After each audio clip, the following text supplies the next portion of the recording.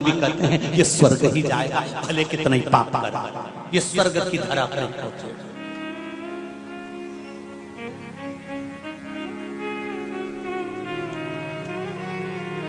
हरिचंदन है इस देश की माटी, तपोभूमि हर ग्राम है, हर वाला देवी की प्रतिमा बच्चा बच्चा राम है। जिसके सैनिक समर भूमि पर गाया करते गीता है, उसी माटी के हल्के नीचे खेली करती सीता है। चंदन है इस देश की माटी, तपोभूमि ग्राम है, हर वाला देवी की प्रतिमा बच्चा बच्चा राम है। ये वो भूमि है जहां पर देवता भी जन्म लेने के लिए तरसते हैं।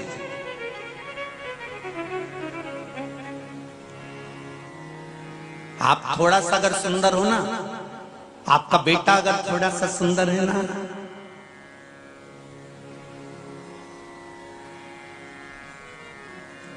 मेरे बेटे जैसा कोई नहीं।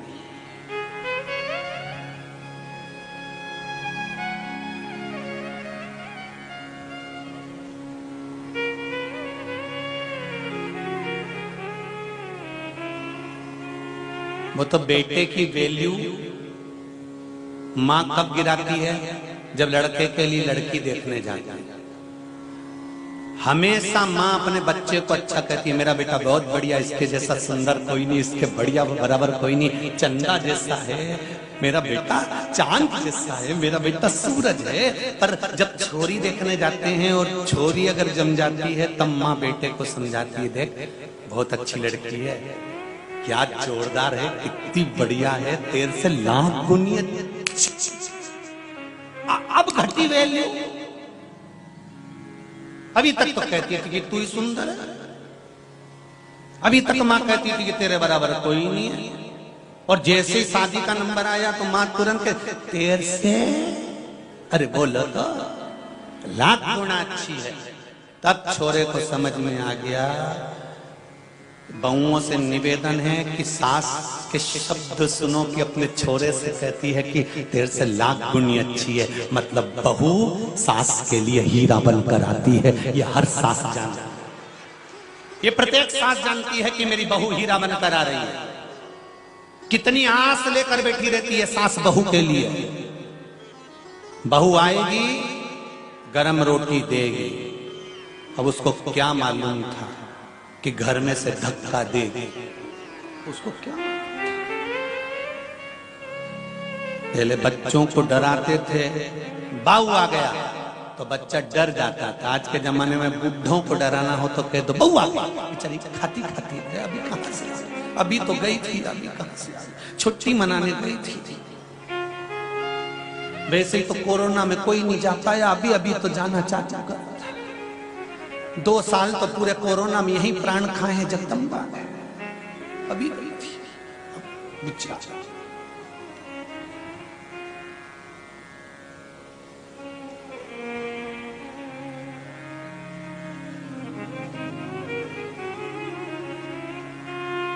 विचार करिए।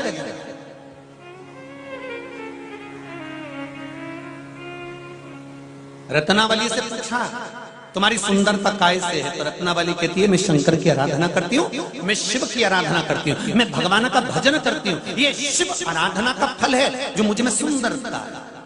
और आपसे भी कहेंगे, अगर आप सुंदर हो,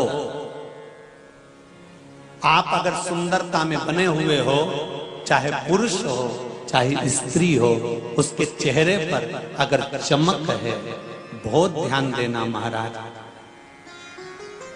क्रीम की चमक 2 महीना 3 महीना 15 दिन की रहती है, और अच्छे कर्म की चमक मरते दम तक रहती है। अंतिम क्षण तक चेहरा चमकता रहता है। जिसने अच्छा करा होता है उसके चेहरे पर, तुम देखना कोई कोई मरता है ना तो उसको कपड़े पहनाते हैं तो बॉडी भी सुंदर नजर आने लगती है, क्योंकि कर्म अच्छा करा।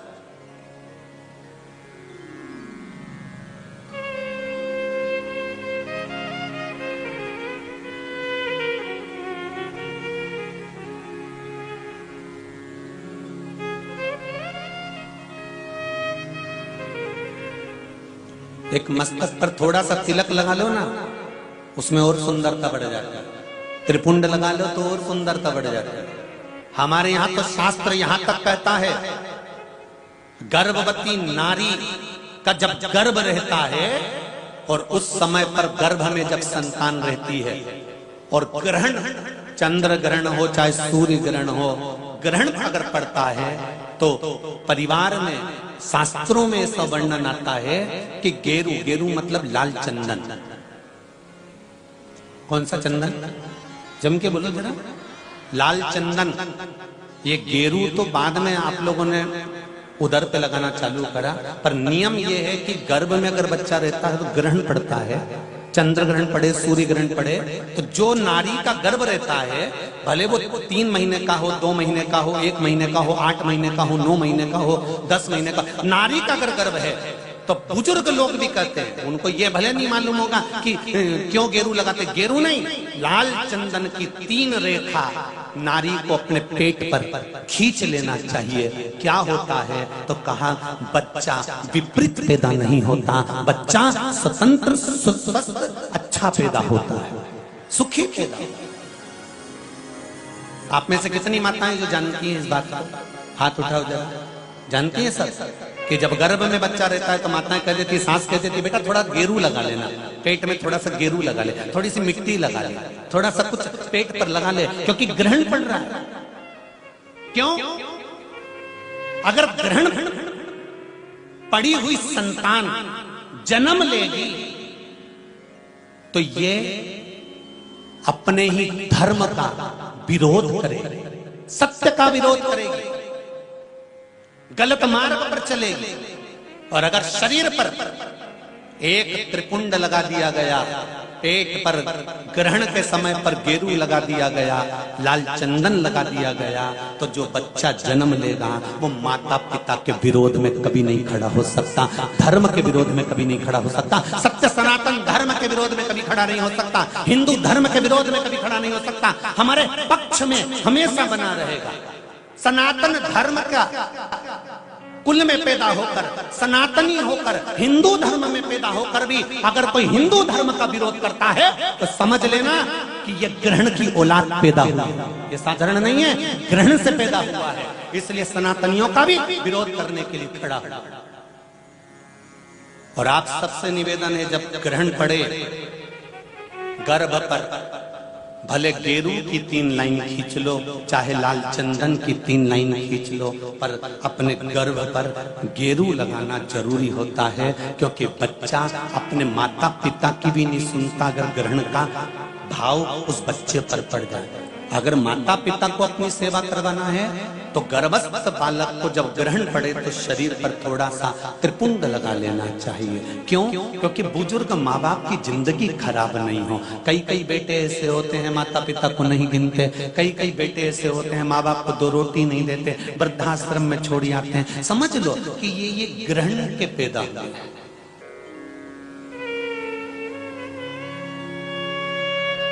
आप लोग जानते हैं ना माता, सत्यता में बोलो, जब ग्रहण का समय आता है तो आपने अपनी बहुओं को कहा कि नहीं कहा गेरू लगाने का? बोलो जरा, हाथ उठाओ, किस किस ने कहा ये बात? कहिए। आप लोगों को ध्यान में है, बुजुर्ग माताएं इस चीज को जानती हैं।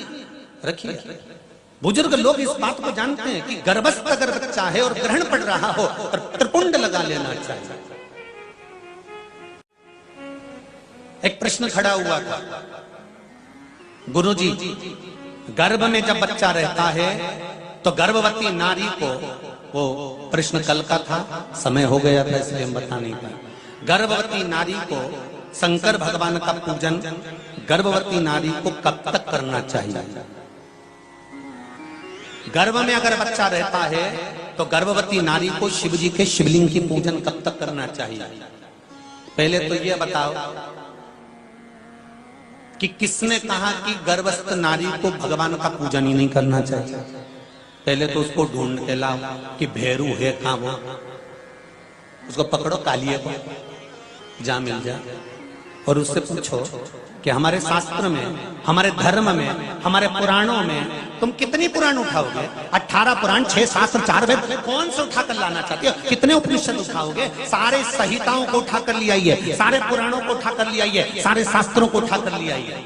और अगर आपके पास में नहीं है तो सीहोर में आइए, कुबेरेश्वर धाम के लाइब्रेरी में बैठकर एक एक पुराण का अध्ययन कर कर जाइए, एक एक संहिता का अध्ययन कर कर जाइए, एक एक शास्त्र का अध्ययन कर कर जाइए। वहां सारी किताबें मिल जाएंगी आपको। आप पढ़ो और कौन सी पुराण में लिखा है हमको भी छाट कर बताओ कि गर्भवती नारी को शंकर का भजन नहीं करना चाहिए, गर्भवती नारी को शिव जी को नहीं छूना चाहिए। कहां लिखा है? यहां तो शिव महापुराण की कथा कहती है कि गर्भवती नारी जब भगवान शंकर को एक लोटा पानी चढ़ाती है तो उसका बच्चे का बाल बांका नहीं हो सकता, बच्चा पूर्ण पैदा होता है, अस्वस्थ नहीं हो सकता, स्वस्थ होता है।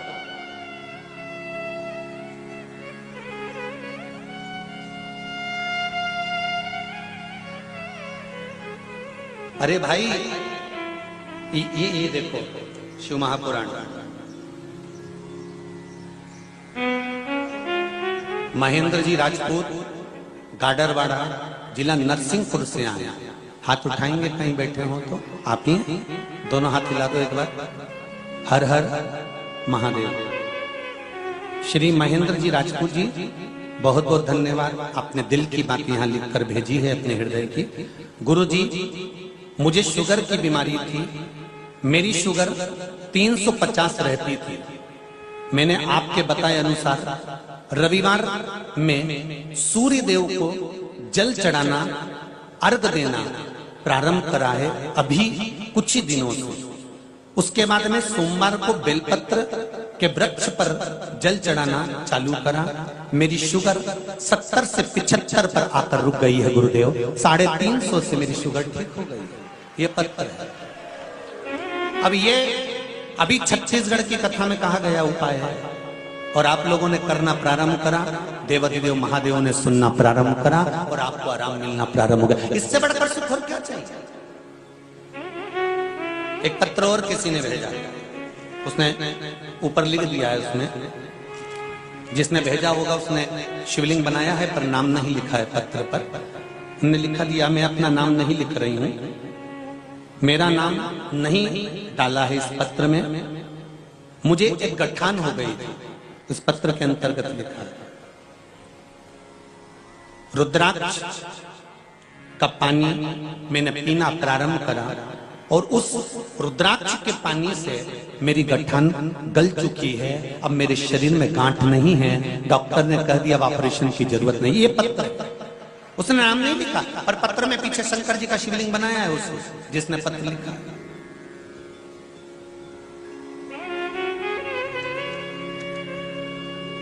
शिव कृपा।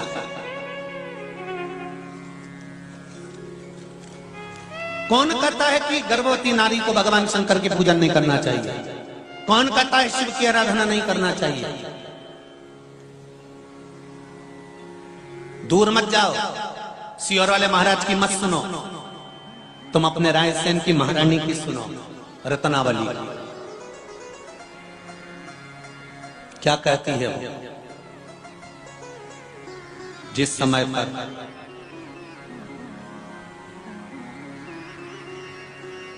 शेर शाह शूरी ने राजकुमारी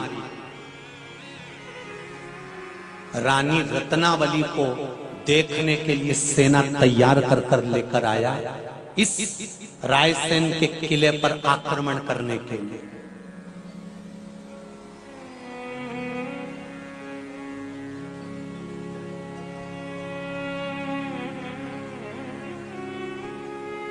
मुझे मालूम नहीं था कि पूरनमल राजा की धर्मपत्नी रत्नावली का चरित्र इतिहासों में मिलेगा और शिव भक्त है वो। अगर मुझे मालूम होता तो रायसेन की इस पावन धरा पर मैं त्रिपुंड शिव महापुराण कथा नहीं करता, राजा पूरनमल और रत्नावली शिव महापुराण कथा कर कर जाता। मुझे मालूम नहीं था। जैसे इंदौर की धरा पर माहिल्या शिव महापुराण की कथा करी या पूरनमल रत्नावली की कथा कर कर जाता।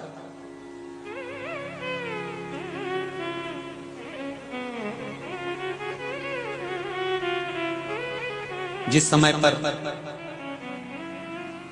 शेर शाह सूरी ने आक्रमण करा इस रायसेन की धरा पर, किले पर, तब रानी ने राजा से कहा, रत्नावली ने, स्वामी क्या बात है, आज आप बहुत चिंता में दिख रहे हो। पूरनमल कहते हैं, रानी शूरी आ रहा है, आक्रमण कर रहा है किले के ऊपर, सेना बड़ी बहुत बड़ी है रानी।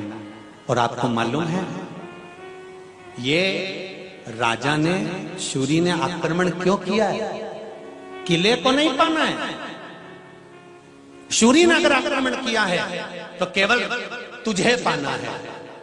रत्नावली तेरी सुंदरता को पाने के लिए